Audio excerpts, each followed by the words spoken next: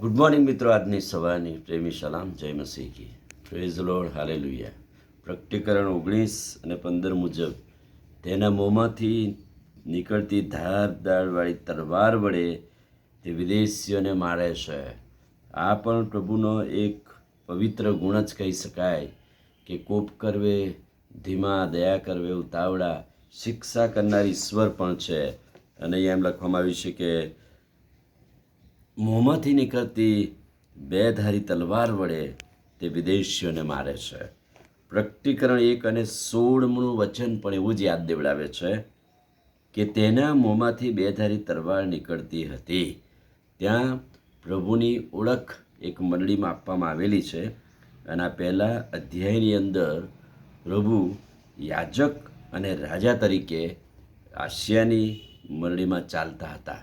અને ત્યાં એમના પવિત્ર ગુણોમાં એક ગુણ બતાવવામાં આવ્યો કે તેઓ ત્યાં શિક્ષા કરતા જણાય છે. મંડળીને, લોકોને, પોતાની મંડળીને કહે છે કે તેના મોંમાંથી કહે છે કે બે ધારી તલવાર નીકળતી હતી. એટલે ન્યાય કરતા હતા, શિક્ષા કરતા હતા, એ વાત બતાવી છે. પણ અહીં તો જે ધારદાર તલવાર વડે વિદેશીઓને મારવાની વાત છે.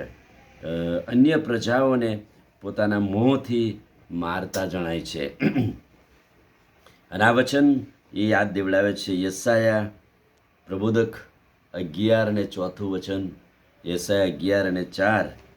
પણ ન્યાયપણાથી તે નિરાધારનો ઇન્સાફ કરશે, નિષ્પક્ષપાતપણે તે દેશના દિનોના લાભમાં યથાર્થ નિર્ણય કરશે, અને પોતાની મોંની સૂટીથી જુલ્મીને મારશે.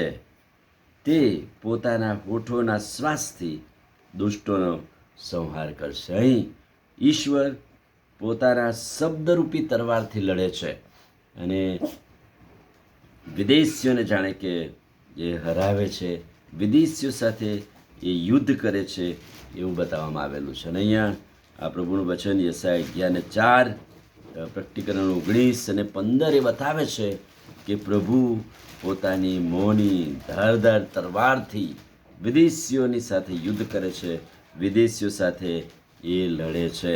અને એટલા માટે એમના જે હથિયાર છે એ કદાચ સંસારિક હથિયારો કે તલવાર કે પછી અન્ય ભાલા એવું નથી, પણ પોતાના શબ્દથી, એટલે કે બીજો કરંથથી 10 અને 4 શું કહે છે?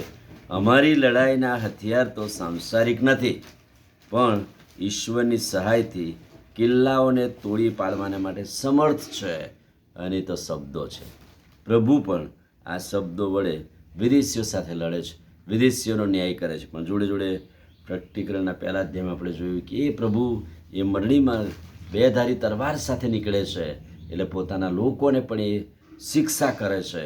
અને અમારી લડાઈ તો અમારા લડાઈના હથિયાર તો સંસારિક નથી, પણ કે છે કે ઈશ્વરની સહાયથી કિલ્લાઓને તોડી પાડવાને માટે સમર્થ એવા શબ્દોની વાત ત્યાં લખવામાં આવેલી છે.